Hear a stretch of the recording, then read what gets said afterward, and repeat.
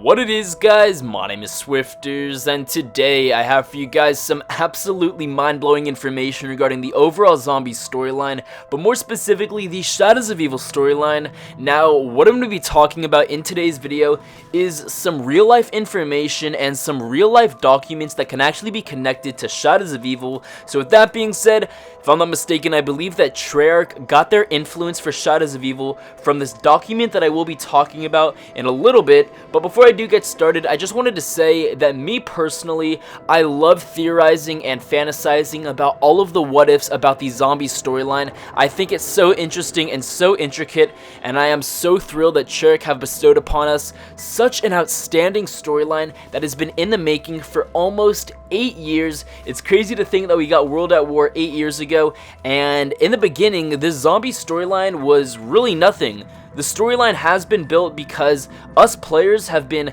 finding all of these Easter eggs and connections, and that's where it's gone, and I cannot wait to see what Treyarch has in store for us in the future with future DLCs for Black Ops 3. Now, after doing some research, a good buddy of mine by the name of Chucky actually came across these documents and this information that could very well be the influencing factors to Treyarch's creation of Shadows of Evil. Keep in mind, this is all a speculation, it's all a theory. However, there's some pretty strong supporting evidence for the claims that I will be making in today's video.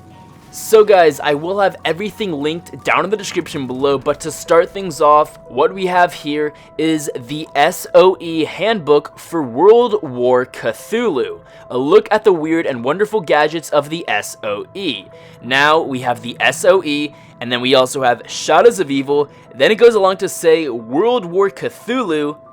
You guys know that Cthulhu is extremely prominent within Shadows of Evil. We have the Shadow Man who supposedly turns into Cthulhu. We have Cthulhu reigning over the city after we go about Pack-a-Punching or completing the Pack-a-Punch ritual. Then we have the 4 Cthulhu statues around the map.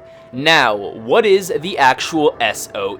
The SOE is the Special Operations Executive, and it was a British World War II organization. Following cabinet approval, it was officially formed by Minister of Economic Warfare Hugh Dalton on July 22, 1940, to conduct espionage, sabotage, and reconnaissance in occupied Europe and later in occupied Southeast Asia also against the Axis powers and to aid local resistance movements. Now, as we go back to the SOE Handbook for World War Cthulhu, a look at the weird and wonderful gadgets of the SOE. Now, there's a ton of really interesting information, but I think that it should be noted that World War Cthulhu is an actual online role-playing game, so it's not like it's something that was legitimate or something that was real and tangible in the past, but at the same time, there are still a ton of connections that can be found. This handbook mainly talks about all of the equipment and all of the unusual tactics that can be used in order to overcome your enemy. That's really what this handbook highlights, but then again, you have to connect what's being said in this handbook over to the actual SOE, also known as the Special Operations Executive, because individuals within this group used very peculiar tactics to overcome their enemies during World War II. Now again, talking about the Special Operations Executive, this group had many headquarters stationed around places such as Cairo, Egypt, areas in Algeria, Nepal, northern Italy, France, and much more. And the thing is, it's very possible that we're going to be getting an Egyptian style map or a tomb style map in Cairo, Egypt.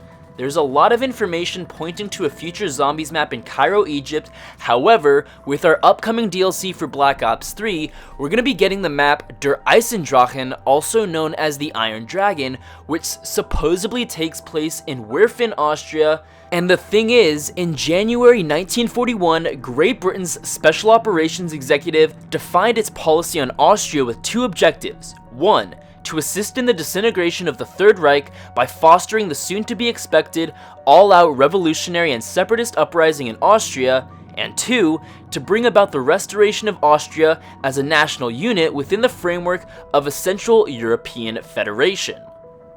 So, as you guys can see, there are undoubtedly connections between the Special Operations Executive and Shadows of Evil, and from the looks of it, it appears that there are also connections between the Special Operations Executive and the next upcoming DLC for Black Ops 3 Der Eisendrachen, and very possibly future DLC maps such as Cairo, Egypt, and whatever else Treyarch has in store for us. Now, I honestly wouldn't be surprised if there were other connections that I have yet to address in the World War Cthulhu Handbook, and other connections between the Special Operations Executive, Shadows of Evil, and future zombie maps.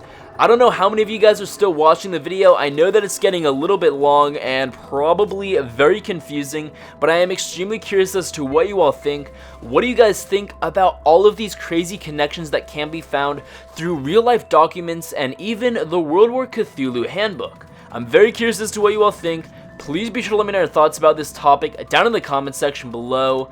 Also, for those of you who have made it this far in the video, be sure to comment 4 hearts down in the comment section below.